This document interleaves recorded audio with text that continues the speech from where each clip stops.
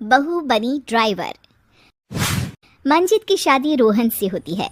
रोहन को नशे की बुरी लत लगी होती है। एक दिन, अरे माँ, मेरा एक साइड का शरीर काम नहीं कर रहा है। मैं आज खेतों में कैसे जाऊंगा?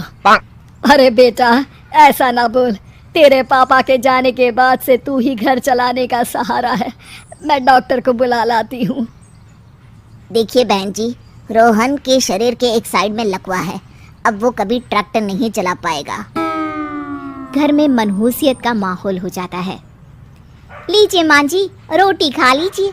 अरे बेटा, मुझे तो भविष्य की चिंता हो रही है। मेरा एक ही बेटा है और वो भी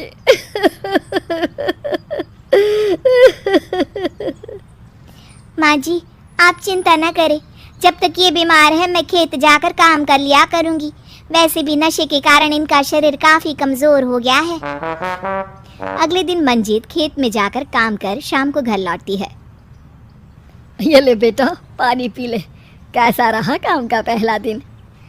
माँ जी, काम तो ठीक है, लेकिन मैं अगर ट्रैक्टर चलाना सीख लूँ ना तो काम और भी आसान हो जाएगा। अरे बेटा, दुनिया क्या कहेगी कि औरत होकर ट्रैक्टर चला रही है। माँ जी, या तो हम दुनिया देख ले या अपना घर, कोई बात नहीं। जब ये ठीक हो जाएंगे तो सब ठीक हो जाएगा। अरे बहू, जरा बाहर तो आना। जी माँ जी। बहू, तेरे मामा जी आए हैं, तूने बुलाया था ना? हाँ माँ जी, वो मामा जी ना आज से मुझे ट्रैक्टर चलाना सीखा। मंजित मामा से ट्रैक्टर चलाना सीखती है। वो मन लगाकर खेतों में काम करती है। और एक दिन, माँ जी पता है, इस बार पूरे गांव में सबसे ज्यादा फसल का उत्पादन हमारे खेतों में हुआ है। इस साल तो खूब पैसे आएंगे। हाँ।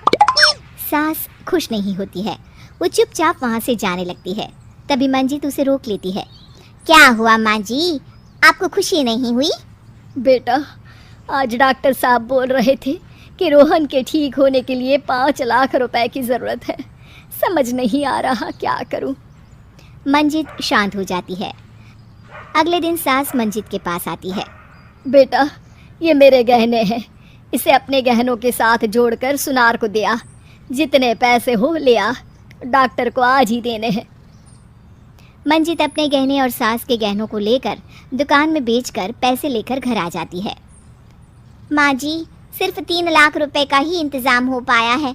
बाकी के पैसे कैसे आएंगे? बेटा, अब तो एक ही चारा है, हमें ज़मीन भी बेचनी पड़ेगी। माँ, खेत बेच देंगे तो खाएंगे क्या? अरे बेटा, कोई दूसरा चारा भी तो नहीं है।